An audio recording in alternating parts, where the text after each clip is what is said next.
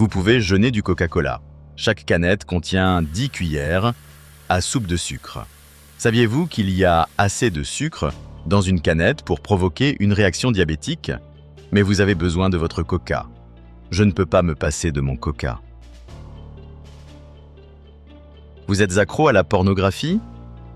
Plongez dans un vrai jeûne, un jeûne sérieux. Je parle d'un jeûne de 3 semaines. Le Saint-Esprit a une puissance qui brise vos chaînes mentales. On ne brise une habitude que par le jeûne. Vous continuez de prier pour que Dieu vous libère, mais ça ne part pas. Il vous faut un jeûne. L'infidélité envers votre conjoint, c'est une habitude. Le jeûne brisera cela. Le sexe, le jeûne remettra cela à sa place. Le jeûne fait ce qu'aucune autre chose ne peut faire. La prison dans laquelle vous êtes, la prière seule ne la brisera pas.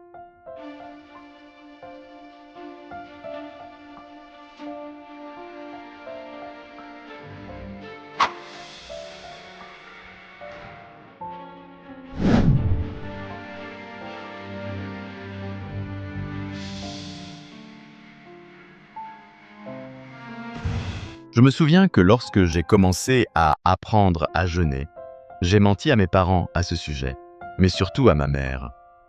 Elle avait quelques livres à la maison, écrits par des hommes comme Schambach, A. Allen, Oral Roberts, et je me disais, ces hommes ont tellement de puissance spirituelle. Moi aussi je veux cette puissance. Et ils disaient toujours, il faut payer le prix. Alors j'ai commencé à étudier cela, puis j'ai commencé à le pratiquer, adolescent, et ma vie a été bouleversée dès mon premier jeûne de 7 jours. C'est à ce moment-là que j'ai écrit un chant. Le chant s'appelle « Vivre avec Jésus de l'autre côté ». Je l'ai écrit pendant un jeûne, et j'ai commencé à comprendre que le jeûne était comme une ventouse, comme un déboucheur pour la vie humaine. J'ai découvert que la nourriture, c'est comme de la rouille en tanille dans un tuyau qui obstrue le passage. Et plus tu manges, plus le trou dans le tuyau se rétrécit, jusqu'à ce que tu deviennes tellement bouché que Dieu ne peut plus rien faire passer à travers toi. Tu vois le tableau? Certains d'entre vous êtes exactement dans cet état en ce moment. Vous avez tellement mangé ces 8 derniers mois que vous-même n'arrivez plus à faire passer quoi que ce soit à travers vous. Je dis vrai, non? Vous êtes tellement encombré physiquement que mentalement, vous ne pouvez même plus penser clairement. Votre mentalité est affectée. Votre santé a ralenti. Vous êtes fatigué rien qu'en montant des escaliers. Imaginez donc une obstruction spirituelle. Et le jeûne est la seule manière de purger tout cela de votre chair. Votre chair est votre plus grande bénédiction et votre plus grande malédiction. C'est une bénédiction parce que vous en avez besoin pour vivre sur terre. Mais c'est une malédiction parce qu'elle peut devenir votre maître. Le jeûne remet votre corps à sa place, sous l'autorité de votre esprit. Le jeûne prend votre corps et le soumet à l'homme spirituel. Soyons honnêtes, parfois vous ne voulez pas jeûner, même si spirituellement vous dites à Dieu « Je vais jeûner aujourd'hui ». Mais ce jour-là, votre corps commence à vous battre. En fait, c'est justement ce jour-là qu'il décide de faire une fête au bureau, avec du poulet, des macaronis, des petits pois et du riz. Et tout à coup, votre corps attrape votre esprit, le plaque au sol, se tient au-dessus et dit « On va manger aujourd'hui ». Et toutes les personnes dans cet état disent « Amen ». Vous vous soumettez à votre corps mort. Le jeûne reprend cela et remet les choses en ordre. La prière, c'est vous qui présentez une requête à Dieu, fondée sur vos droits en tant que citoyen du royaume des cieux. Nous allons approfondir cela pendant ce jeûne. Comment cela fonctionne?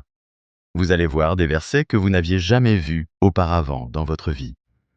Je vais vous montrer des pensées bibliques qui vont changer votre vision de la prière et du jeûne que vous avez reçues toute votre vie.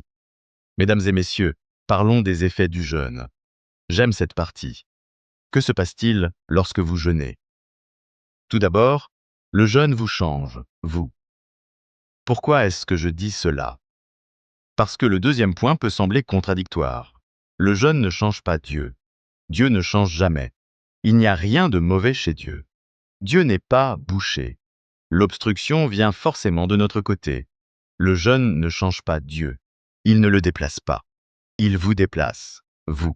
Il vous transforme. La meilleure manière de décrire Dieu et votre vie lors d'un jeûne, c'est comme un grand réservoir avec 50 000 litres d'eau. Et un petit tuyau est connecté à ce réservoir. Un petit tuyau de 5 cm de diamètre. L'eau disponible est de 50 000 litres. Mais la quantité qui peut couler par votre petit tuyau, à peine 100 millilitres. Ce qui est disponible ne change pas. Mais la quantité qui peut sortir dépend de la taille du tuyau. Dieu a toujours ses 50 000 litres prêts à agir. Mais il ne trouve pas de tuyau assez grand. Et la plupart des gens viennent à lui avec des tuyaux remplis de nourriture, de semoule, de viande, de sucre, d'histoire. Seigneur, aide-moi avec certaines personnes. C'est peut-être votre dernier tour de piste. Il vaut mieux en profiter. Dieu est prêt à agir à tout moment, mais il ne trouve que des tuyaux sociaux, bouchés, qui ne font aucun bruit. Il crie, il déclare, il confesse, il parle, mais ils sont obstrués. Dieu peut tout faire, mais pas à travers ce petit trou que vous avez. Vous n'avez pas une vie de jeûne. Le jeûne est l'aspect le plus important de la prière. Il ne bouge pas Dieu. Troisième point, le jeûne augmente votre capacité spirituelle. C'est comme retourner au réservoir et remplacer le petit tuyau de 500 mètres par un tuyau de 40 cm. Alors, plus d'eau peut couler. Dieu dit, je cherche des gens qui vont augmenter leur capacité à gérer mon flux. Écoutez-moi. Lisez ce verset. Nous aimons ce verset. Quand il y a du crime dans un pays, du chaos économique, une décadence sociale, de l'immoralité, que faisons-nous? On organise une réunion de prière, tous les évêques se rassemblent dans un parc et tous les saints viennent avec leur ventre rempli de semoule. Et l'évêque a un ventre encore plus gros que les autres. Et ils viennent prier.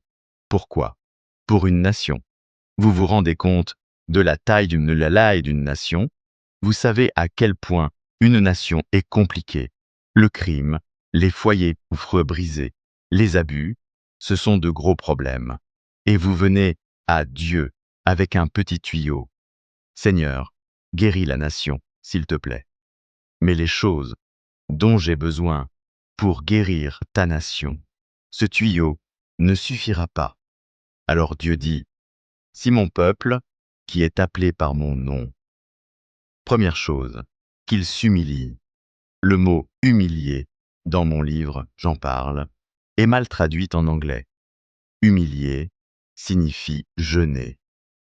Donc, Dieu dit, s'il jeûne et prie, vous voulez que Dieu guérisse un gros problème, il lui faut un gros tuyau. Le démon qui était dans ce garçon devait être une légion. Ils ont prié pour le garçon toute l'après-midi, et le démon ne partait pas. Quand le Christ est descendu de la montagne, il est parti en quelques secondes. Question, que faisait-il sur la montagne? Lisez plus haut. Il s'était retiré pour prier et jeûner. Quand il est descendu, les autres, en bas, étaient remplis de poissons. Leur tuyau était trop petit.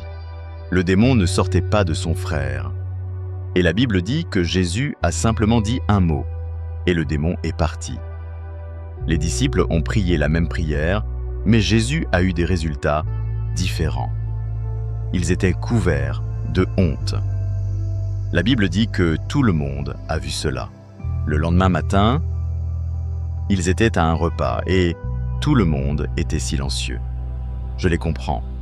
Ils étaient assis là, tous très spirituels, pensant « Il nous a humiliés devant tout le monde ».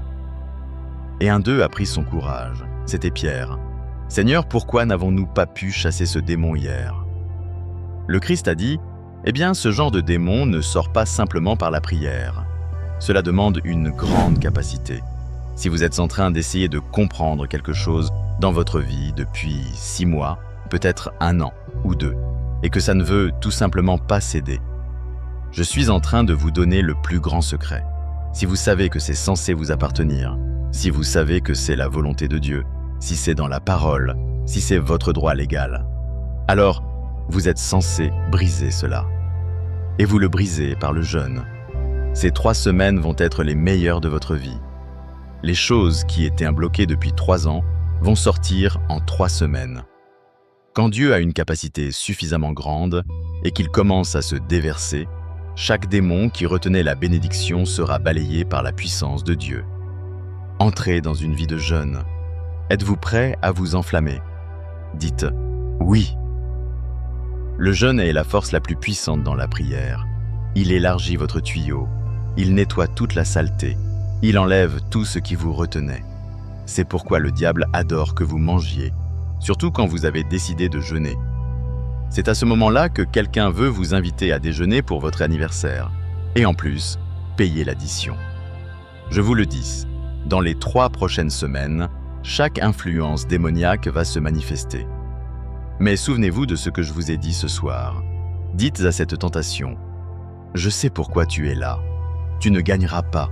Je vais nettoyer ce tuyau dans les 3 prochaines semaines. » Mon travail se fait par le jeûne et la prière, pas par le travail lui-même. Épargnez-vous des luttes inutiles, jeûnez et priez. Écrivez ceci. Le jeûne brise les habitudes et les liens spirituels. Quand on dit « habitude », vous pensez tout de suite aux cigarettes, aux drogues, à l'alcool. Mais laissez-moi vous dire, il y a des habitudes que vous avez qui détruisent votre vie. Certaines personnes doivent briser l'habitude de la télévision. Vous regardez religieusement certains programmes. LMN, Oxygène. Oh Seigneur, je vais avoir des problèmes maintenant. Vous avez besoin d'oxygène, oui, mais spirituellement. Vous devez vous en éloigner pour respirer à nouveau. C'est incroyable. C'est une habitude. Et ça vole votre temps. Ça aspire votre vie spirituelle. Et certains de ces programmes, je dis à ma femme, je n'aime pas ces histoires. Le mari tue sa femme. Il couche avec la fille. C'est quoi ça? Je ne peux pas intégrer ça dans ma tête. Vous nourrissez votre esprit avec ce genre de choses. Vous pouvez jeûner du Coca-Cola. Chaque canette contient 10 cuillères à soupe de sucre. Saviez-vous qu'il y a assez de sucre dans une canette pour provoquer une réaction diabétique? Mais vous avez besoin de votre Coca. Je ne peux pas me passer de mon Coca. Vous êtes accro à la pornographie? Plongez dans un vrai jeûne, un jeûne sérieux. Je parle d'un jeûne de 3 semaines. Le Saint-Esprit a une puissance qui brise vos chaînes mentales. On ne brise une habitude que par le jeûne. Vous continuez de prier pour que Dieu vous libère, mais ça ne part pas. Il vous faut un jeûne. L'infidélité envers votre conjoint, c'est une habitude. Le jeûne brisera cela. Le sexe, le jeûne remettra cela à sa place. Le jeûne fait ce qu'aucune autre chose ne peut faire. La prison dans laquelle vous êtes, la prière seule ne la brisera pas. Vous devez jeûner.